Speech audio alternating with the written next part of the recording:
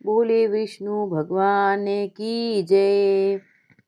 मार्गशीर्ष कृष्ण पक्ष की एकादशी तिथि को उत्पन्ना एकादशी कहते हैं। कथा सुनने पढ़ने का बहुत महत्व है। व्रत कथा का पाठ करने से सभी मनोकामनाएं पूरी होने की मान्यता है।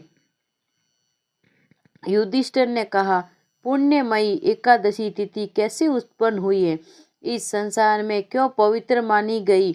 मार्गशीर्ष के कृष्ण पक्ष की एकादशी के बारे में कृपया करके बताइए। श्री कृष्ण बोले, प्राचीन समय की बात है। सतयुग में मूर नामक दानव रहता था। वह बड़ा ही अद्भुत अत्यंत रौद्र था। उसने इंद्र को भी जीत लिया था। संपूर्ण देवता उससे परास्त होकर स्वर्ग से निकाले जा चुके थे और संकित तथा भयभीत होकर पृथ्वी पर विचरा करते थे। एक दिन सब देवता महादेव जी के पास गए। बोले, हे कैलाशपति, मूर दैत्य से भयभीत होकर सब देवता मृत्यु लोक में फिर रहे हैं। तब भगवान शिव ने कहा, हे देवताओं, तीनों लोकों के स्वामी, भक्तों के दुखों का नाश करने वाले भगवान विष्णु जी के शरण में जाओ। भगवान श्री कृष्ण कहते हैं, युधिष्ठिर, महादेव जी की बात सुनकर परम बुद्धिमान देवराज इंद्र संपूर्ण देवताओं के साथ वहां गए। भगवान श्री हरि क्षीर सागर के जल में सो रहे थे। इंद्र ने हाथ जोड़कर स्तुति आरंभ की। इंद्र बोले, देवताओं और दानव दोनों ही आपकी वंदना करते हैं। पुंडरीकाक्ष, संपूर्ण देवता मूर नामक दानव से भयभीत होकर आपकी शरण में आए हैं। इंद्र की बात सुनकर भगवान विष्णु बोले, हे देवराज, जिसने सब देवताओं को जीत लिया है उसका नाम क्या है? उसमें कितना बल है और किसके आश्रय में है तथा उसका स्थान क्या है? ये सब मुझसे कहो। ये सुनकर इंद्र बोले, देवेश्वर, पूर्व काल में ब्रह्मा जी के वंश में ताजडू नामक एक महान असुर उत्पन्न हुआ था। जो वह भयंकर था, उसका पुत्र मूर दानव के नाम से विख्यात हुआ। चंद्रावती नाम से प्रसिद्ध एक नगरी है, उसी के स्थान पर निवास करता है। इसकी वजह से सभी देवता स्वर्ग लोक से बाहर आ गए हैं।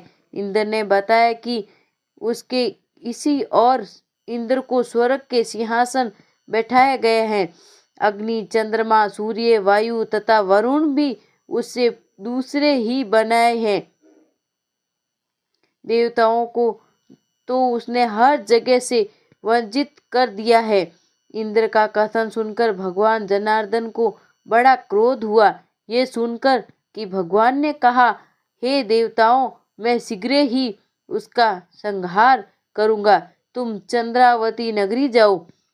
श्री विष्णु ने अपने दिव्य बाणों से सामने आए दानवों को मारना शुरू किया। श्री विष्णु ने दैत्य सेना पर चक्र का प्रहार किया। उससे छिन्न भिन्न होकर सैकड़ों योद्धा काल के मुंह में चले गए। केवल मूर बचा रहा। वह भगवान के साथ युद्ध करता रहा।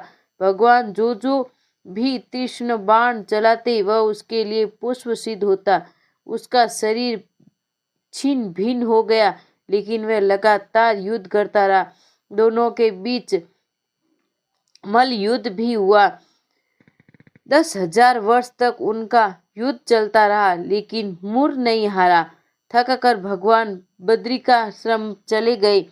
वहाँ हेमवती नामक सुंदर गुफा थी। उसमें विश्राम करने के लिए भगवान उसके अंदर प्रवेश कर गए। यह गुफा 12 योजन लंबी थी और उसका एक ही द्वार था। भगवान विष्णु वह योग निद्रा की गोद में सो गए। उस गुफा में एक ही दरवाजा था। दानव मूर भगवान को मार डालना चाहता था, इसलिए उसने भी उसी गुफा में प्रवेश किया। वहां भगवान को सोते देख उसे बड़ा हर्ष हुआ।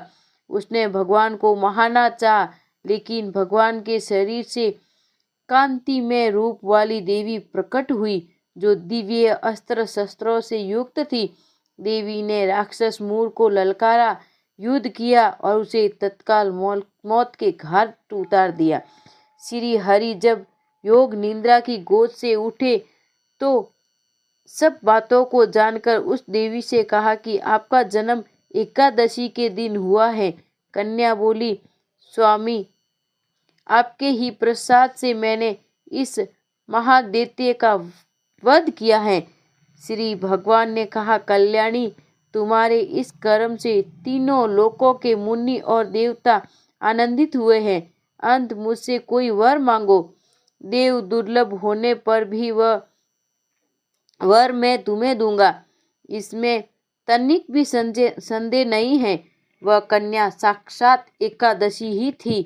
उसने कहा, अगर आप प्रसन्न हैं तो मैं आपको कृपा से सब तीर्थों में से प्रधान समस्त विधानों का नाश करने वाली तथा सब प्रकार की सिद्धि देने वाली देवी हो जाऊं। जनार्दन, जो लोग आप में भक्ति रखते हुए मेरे दिन को उपवास करेंगे उन्हें सब प्रकार की सिद्धि प्राप्त हो। जो लोग उपवास अथवा एक भक्त करके मेरे व्रत का पालन करें उन्हें आप अन्न, धर्म और मोक्ष प्रदान कीजिए। भगवान बोले, जैसा तुमने कहा वैसा ही होगा।